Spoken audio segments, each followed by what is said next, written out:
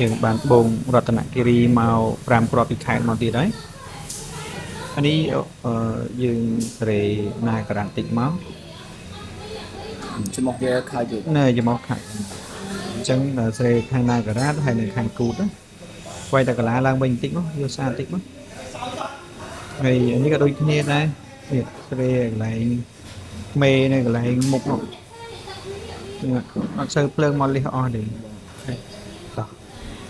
នេះមួយទៀតកូនចាំតិចគ្នាដែរអើយបោស្មាអញ្ចឹងយើងវាយកន្លាមុខឡើងវិញបន្តិចមកលេងបោហើយគូតអូមពេក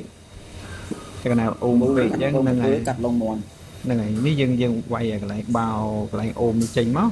ចូលណៃឡើងលៀងតិចហើយមកក្រក់នេះវិញគាត់ធ្វើរៀងលងមុនប៉ុន្តែឥឡូវនេះយើងដូរទៅចេញរៀងចាក់កចាន់មួយមើលព្រោះស្អាតមួយមើល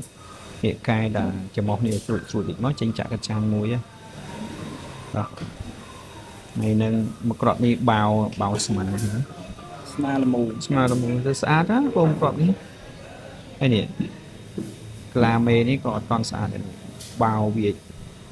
ហើយលេងជាប់បែកវាយសៀតតិចមកឲ្យអស់បាញ់តោះចាត់ការតាមក្របយើង